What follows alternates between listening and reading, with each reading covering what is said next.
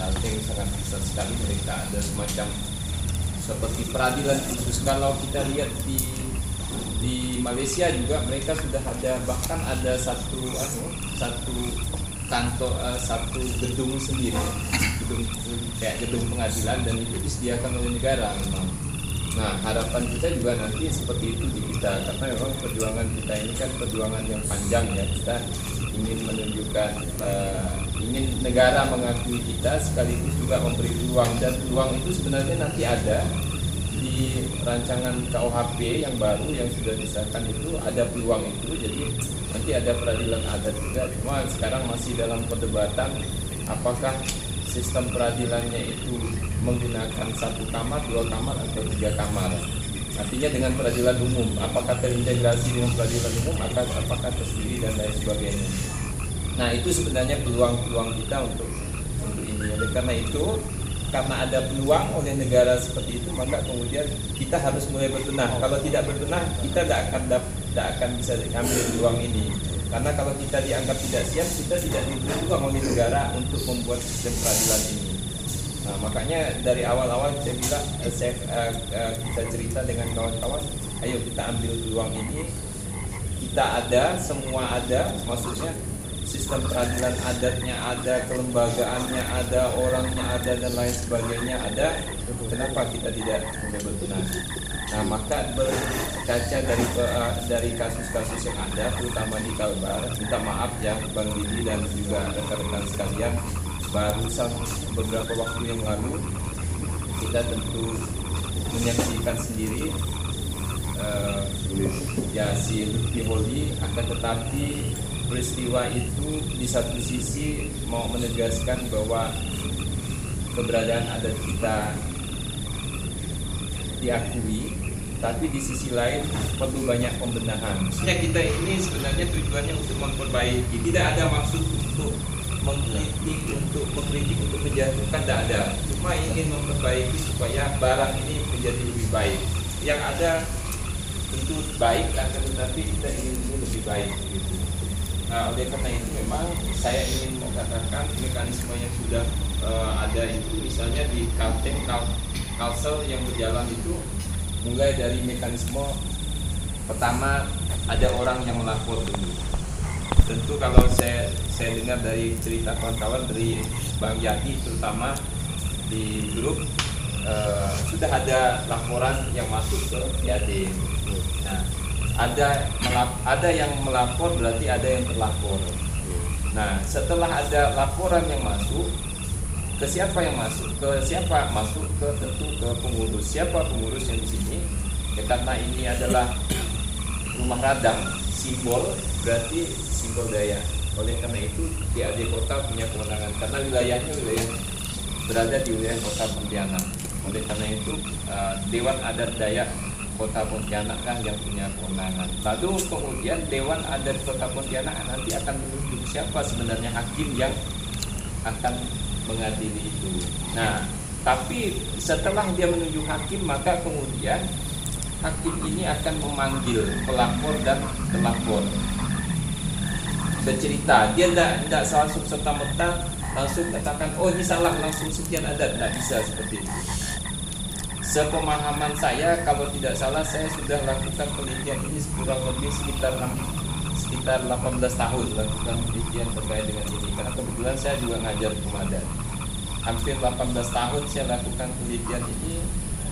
Dari semua pengalaman, dari semua apa yang diceritakan oleh orang-orang tua, seperti itulah kira-kira anunya. Kalau salah mohon dikoreksi. Karena bahannya ada semua di kita. Jadi lalu setelah itu dipanggil kedua-duanya, baru kemudian ditanyai apa sebenarnya yang terjadi. Nah, sampai ada laporan, tentu pelapor dipanggil, terlapor juga dipanggil, lalu kemudian ditanyai apa sebenarnya yang terjadi, kenapa sampai dilapor. Tentu ada sebab akibat.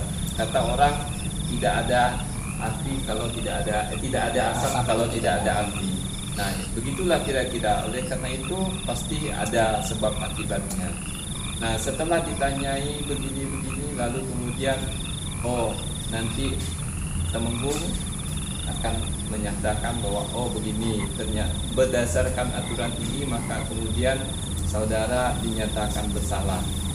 Nah, pertanyaan berikutnya, apakah saudara tahu apa kesalahan saudara? Ditanya seperti itu, walaupun sebenarnya sudah jelas-jelas dia salah, tapi masih harus ditanya. Itulah sebenarnya peradilan adat yang sebenarnya esensi. Ya, esensinya seperti itu. Karena yang pertama-tama bukan hukumannya, tapi apa kata Bang Jadi tadi, mengembalikan keseimbangannya itu yang paling penting. Bukan soal yang lain-lain yang pertama-tama itu, bukan soal apa istilahnya barang-barang adatnya itu, bukan. Barang-barang adatnya itu kan tentu tujuannya untuk mengembalikan keseimbangan itu tadi.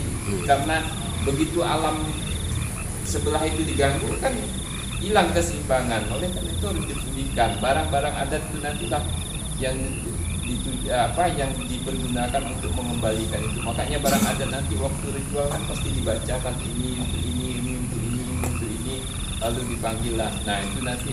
Nah begitulah kira-kira mekanisme, baru nanti ditetapkan oh sekian adatnya, lalu kemudian kalau sudah siap kapan mau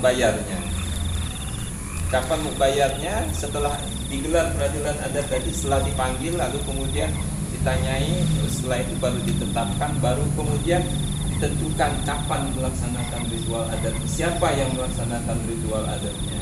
Tentu hakim adat tidak melaksanakan ritual adat, dia hanya memutuskan perkara. Ritual itu nanti ada orang tertentu yang mengadakan ritualnya.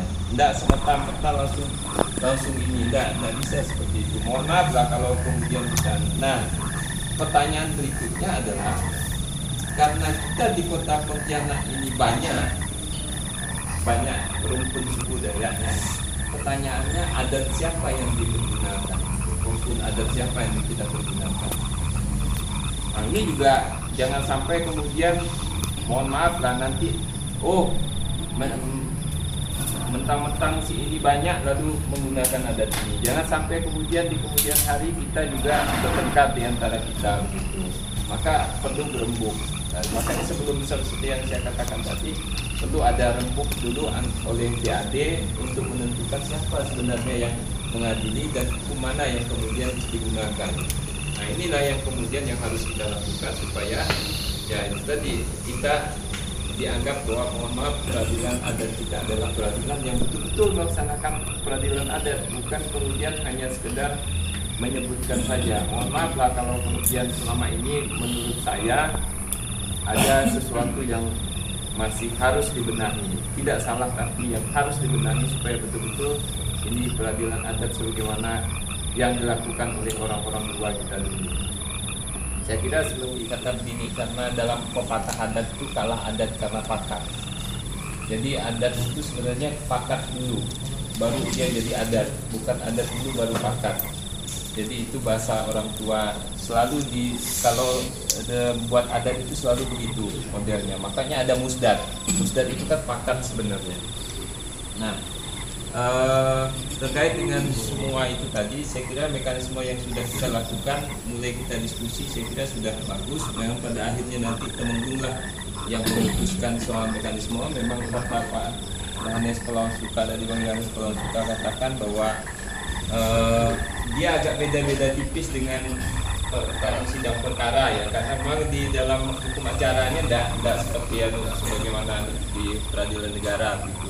Tapi bahwa semua orang yang melalui proses itu dinyatakan bersalah itu ada prosesnya, tidak semata-mata karena dia langgar langsung katakan salah, itu tidak seperti itu. Karena prinsipnya adalah adil, kata Lino itu tadi.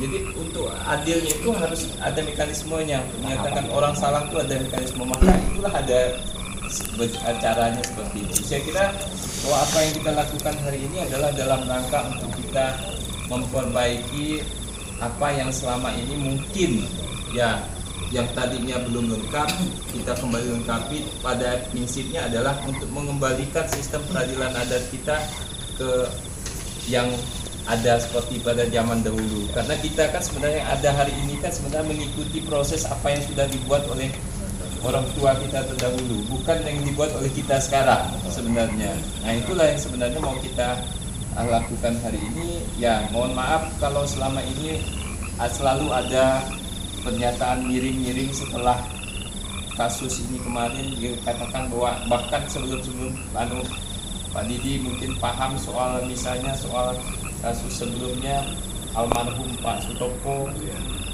mohon maaf lah yang menurut aturan adat kita yang mungkin kurang terlalu ini ya, sehingga banyak muncul, tidak salah tapi kemudian banyak muncul pendapat-pendapat yang kemudian ya arah-arahnya agak ke negatif begitu. Tapi ini semua adalah dalam rangka untuk memperbaiki, untuk mencapai segala sesuatu adil Kak Talino itu tadi.